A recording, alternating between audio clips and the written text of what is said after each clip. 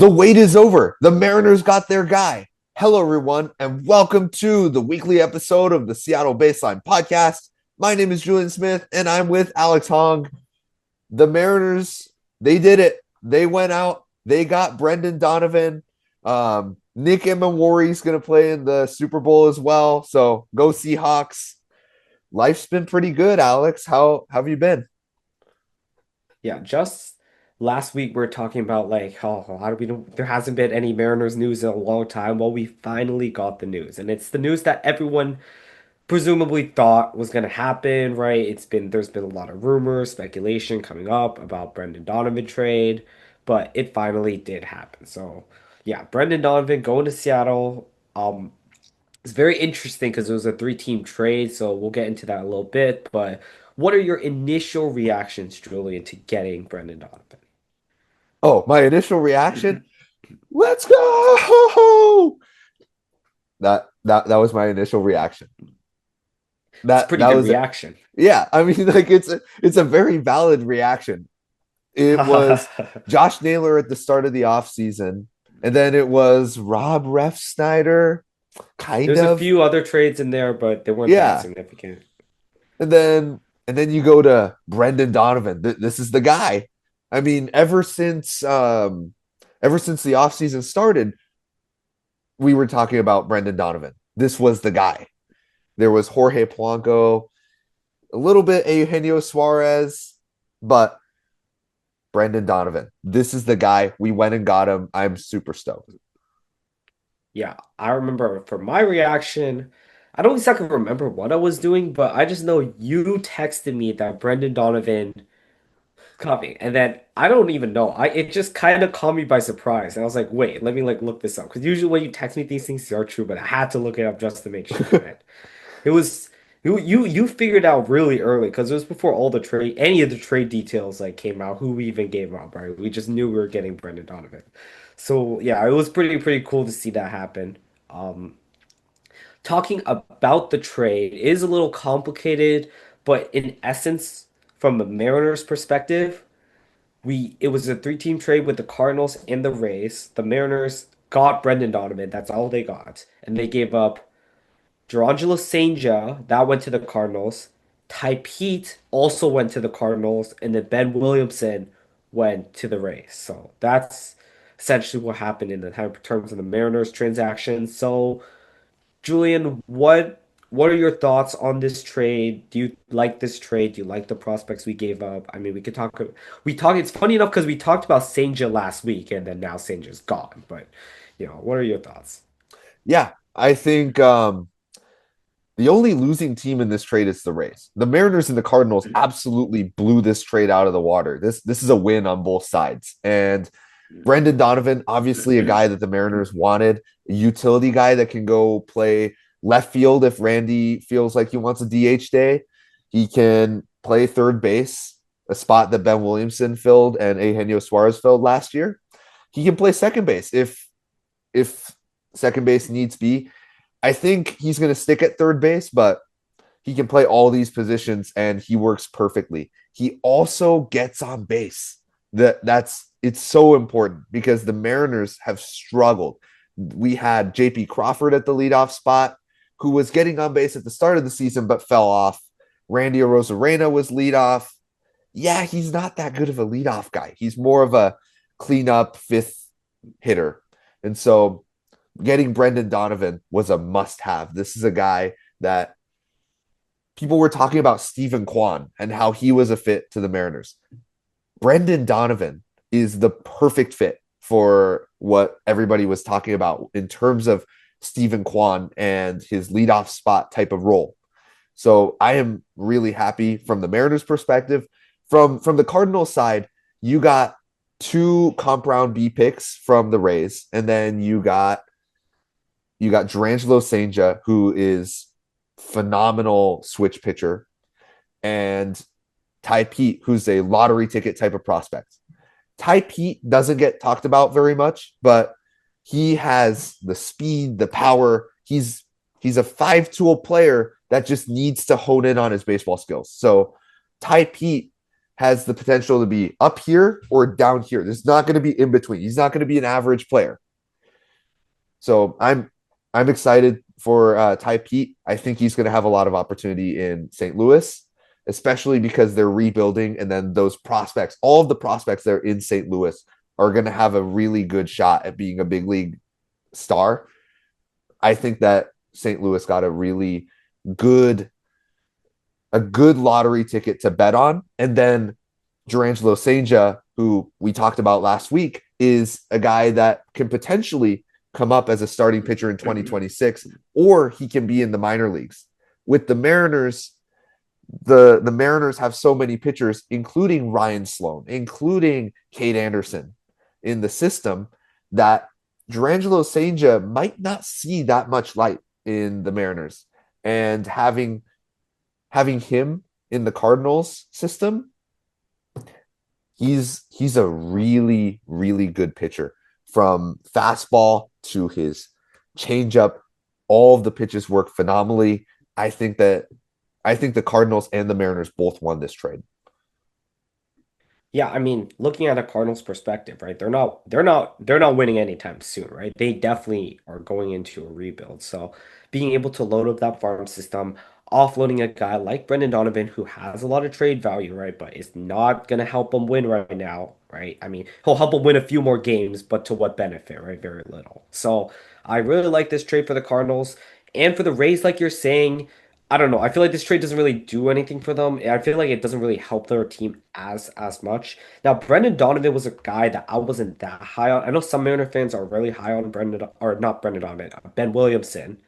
I personally did not. I think his bat is far from big league ready in terms of he needs a lot of development. I know he improved a lot in the minor leagues, but we've seen plenty of players play well in the minor leagues or in AAA to do bad when they get called up to the majors. Get called down to the minors and then they call back up to the majors and they still do bad, right? So I've seen that thing happen a lot of times. That was like a actually their Jared Kelnick was really good at doing that. Um so I've seen that a lot of times. I personally wasn't very high on Ben Williamson, so I don't mind giving him up at all. Um, the other two prospects, in my personal opinion, right? We talked about last week how we weren't as high on Sancho. We felt like there's a lot of things that have to go right for him to be good. Now, for the Mariners' perspective, the Mariners don't have as much time compared to the Cardinals. The Cardinals have several years to try to figure it out before they're even ready to compete. The Mariners are a little different situation where they're trying to win right now. So I feel like this was the perfect prospects to give up, the perfect players to give up. I don't mind this trade at all for the Mariners and the Cardinals. I think they both did really well. So it was a bit mutually beneficial trade. It wasn't like one team fleeced the other, which sometimes does happen, right? But yeah. So think now looking at that, there's a lot of things that it does to the Mariners lineup. And you talked about how Brendan Donovan can be a good leadoff hitter, right? He's a good guy getting on base.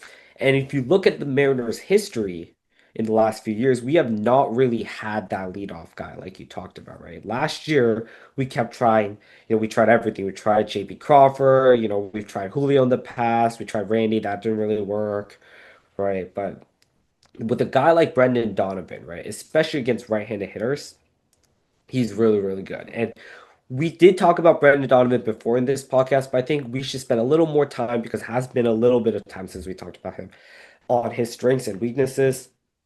So, Julian, do you want to get into that? Yeah, Brendan Donovan is a left-handed batter whose platoon splits lean more towards being good against righties and not as good against lefties.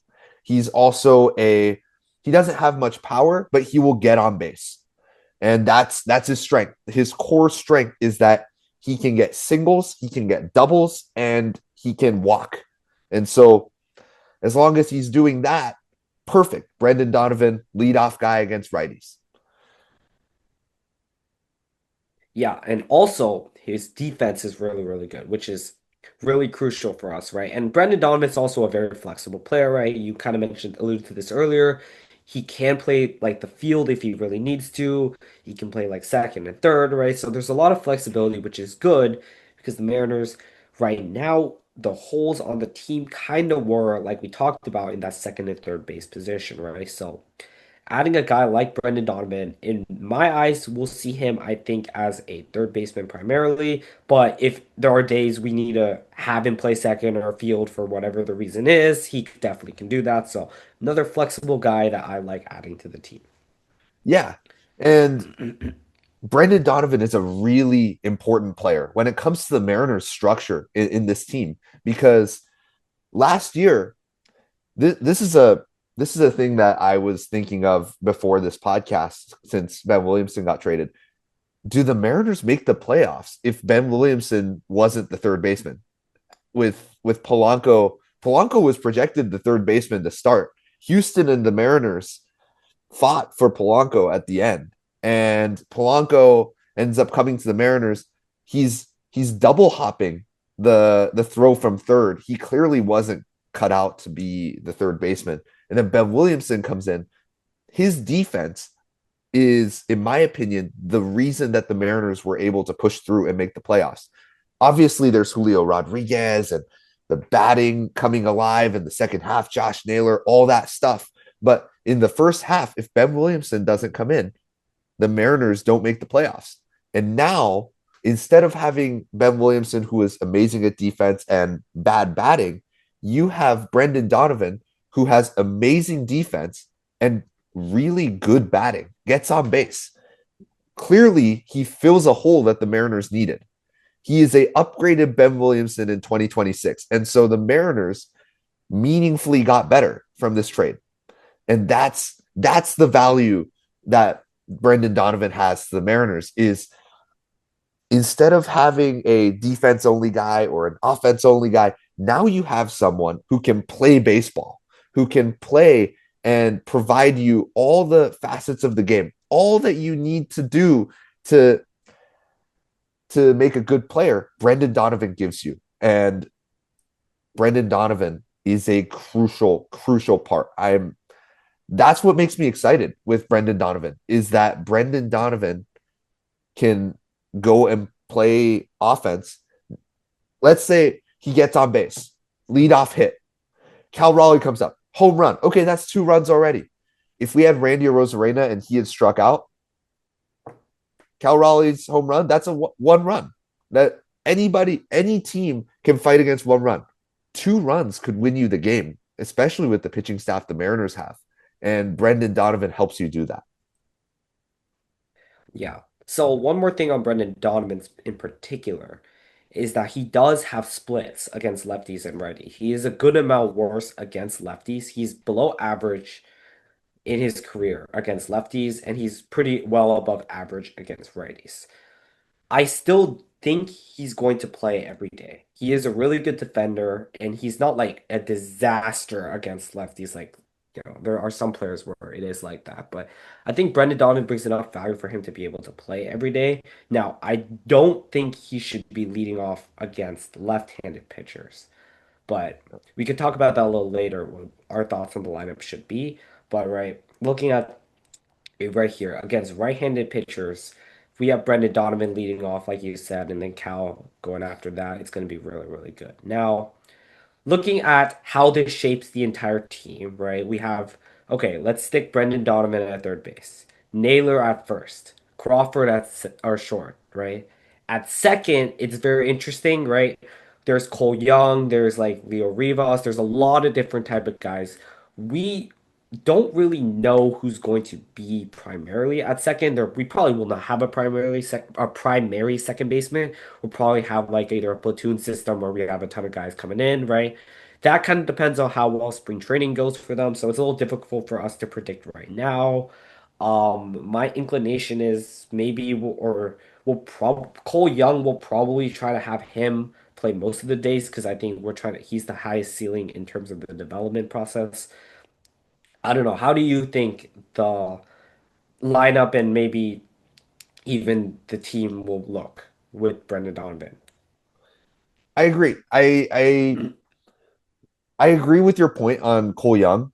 I think that Cole Young should be the primary second baseman. And here's why.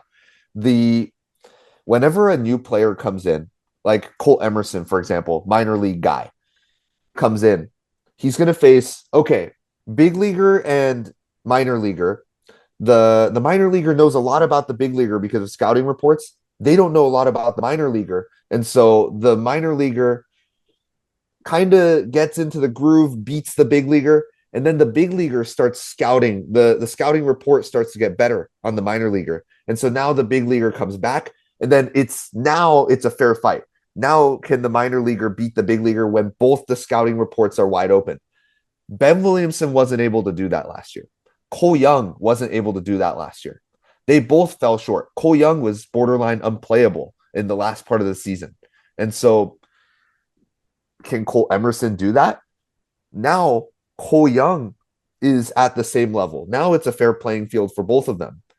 In spring training, Cole Young has to show that he can take that next step and be a player that the Mariners can rely on for at least the first half of the season. And Cole Emerson in the first half, if if he can play against the big leaguers, now they're going to have a scouting report.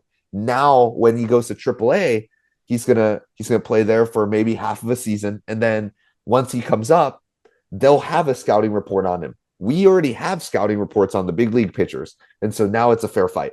Cole Emerson comes into that fair fight. He needs to step above the big leaguers, and so point being, Cole Young should definitely be the top choice for the Mariners when it comes to opening day roster because he already has that level playing field. Once you get to the level playing field, that's when you start to trust your players. Yeah, I mean, scouting reports are a big deal, right?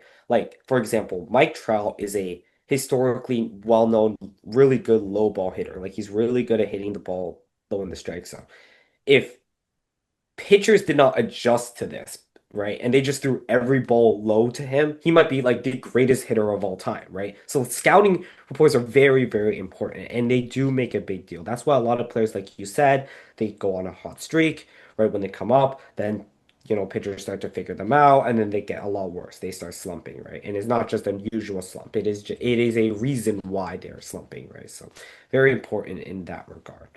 Um, Julian, for fun, I want to know if you want to try to build out a potential lineup, do you Okay. think? Right? Because now we're most likely not making any more trades, at least in the foreseeable future. I mean, you never know, but in my view, it looks like we're pretty much done for most of the offseason. For the offense alone, right? We could try to work this out together, right? And it's definitely, I think, going to depend especially on the handedness, right? Mhm. So we could start. And one thing I will say before we start is I think this team is well more suited against right-handed pitchers than left-handed pitchers in or at least starting pitchers in my eyes. So I don't know. I'm pretty sure you agree with me on this. Yeah. So lead off against right-handed, right? I think we should definitely start with Donovan, like we said, right? He's a lead-off type of guy, gets on base, right? Do you have any disagreements there? I mean, put Donovan there. I mean, this is what we got him for. So perfect. Yeah. Yeah. Yeah. Looking at that, last year we had Cal and then we had Julio. Do you think that's still a good idea to do? Yeah, I think so because Cal and Julio, in my eyes, are neutral hitters. Cal, obviously, being a switch hitter, he can hit against both sides. Julio, I don't see as a guy that has splits. And so I'm thinking you want to put Cal and Julio together. Whichever order is fine. But Hmm. with Donovan up top, if you have a right-handed pitcher, the 1-2 punch of the lefties being Donovan and Cal Raleigh is that's an interesting combo. I think you're going to have a lot of home runs that way. Right. Yeah. So that would be our catcher and our center fielder. After that, we got a few options here. We have right-handed Julio. So in my eyes, if we want to go back to a lefty, it would be Josh Naylor at first. Right? Any disagreements there? Sounds good. Sounds good, right? And then so we got those positions covered.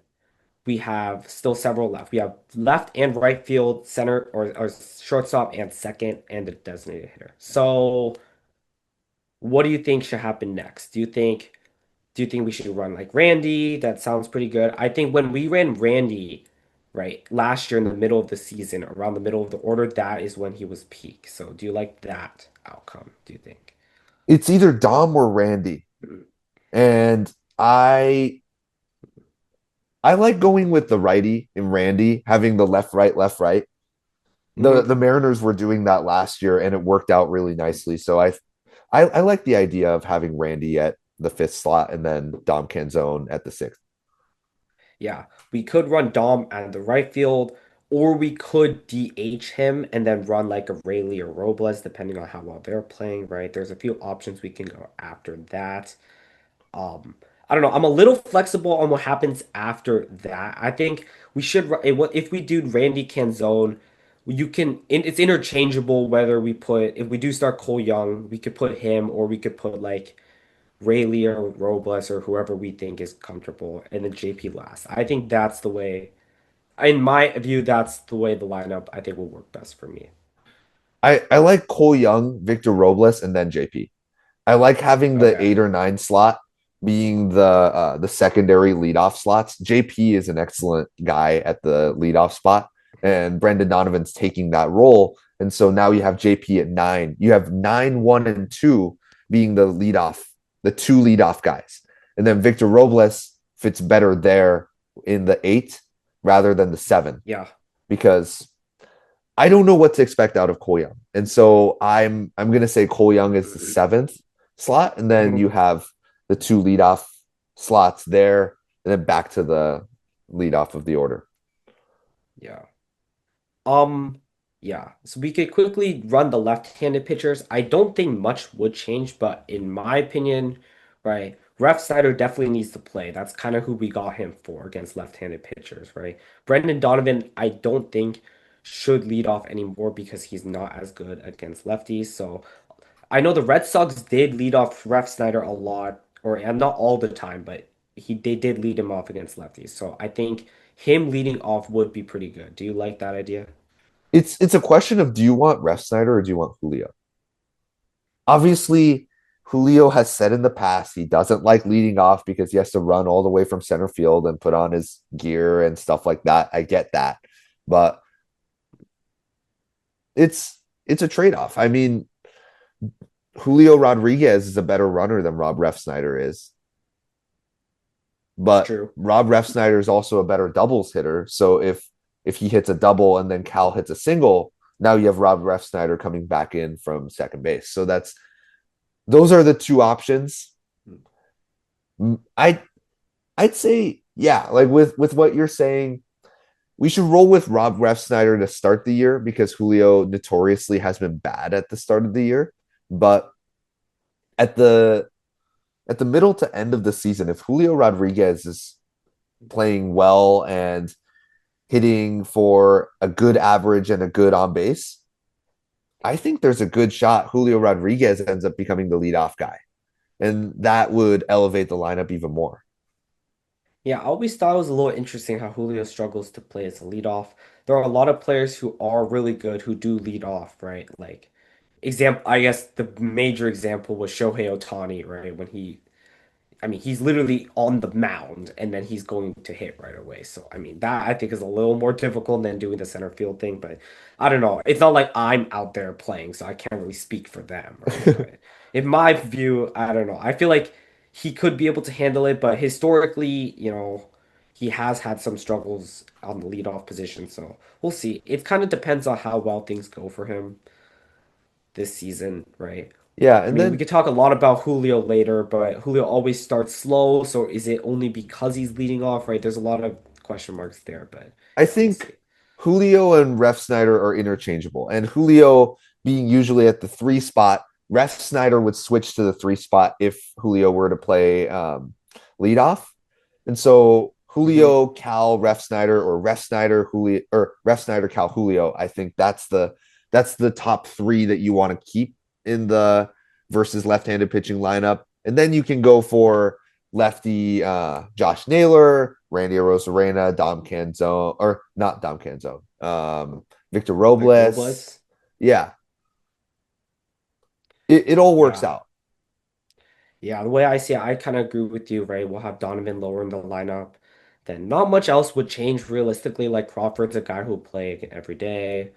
Um, yeah, Robles, he'll probably play against lefties a little more, but then a lot of our guys are gonna play every day. It's not like we're platooning every single, right? I think we mentioned this earlier, how it's okay to platoon a few guys, but you can't platoon everyone, or else you just don't have enough players, right? So the way I see it, I think this Mariners team did get a lot better, and I like its chances, especially with the Donovan move. If we didn't make the Donovan move, I'd be a lot more concerned because we would have a lot more concern about the infield, right? I mean, we would still have Ben Williamson, but then we'd have to hope Ben Williamson knows how to hit, and that's a big question mark. I don't know if he knows how to hit right now. So yeah, it's I think Mariners fans can rest and be a little less stressed going into the season now, knowing we have Brendan Donovan.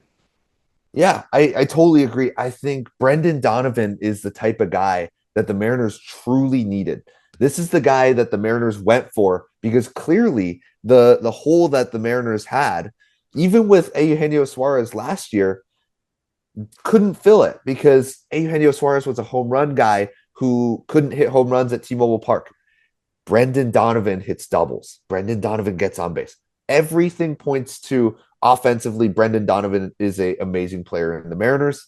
And then defensively, now you've got a duplicate of Ben Williamson who can play solid offense. So I'm really happy with this trade, and I'm excited to see if the Mariners can make another bullpen move, anything like that.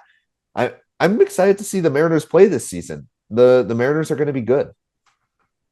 Yeah, it's like that's a good analogy or reasoning on the upgrade from Ben Williams. It's like we got Ben Williamson, but like a powered up edition. We gave him some upgrades, right? So with the better with the better bat, but still the pretty good defense, right? But Ben Williamson, his defense definitely was outstanding, right? I mean, he made a lot of good plays, so that will definitely be missed. But it's not like we're getting a bad defender. We're getting a former Gold Glove defender in Donovan. So yeah. and Um, and we have years of Donovan playing here. We have 2 or 3 years of it's 2 years, yeah. yeah, we have 2 years of Brendan Donovan. So that's amazing. We didn't just go and get a rental bat. So Yeah. that's amazing.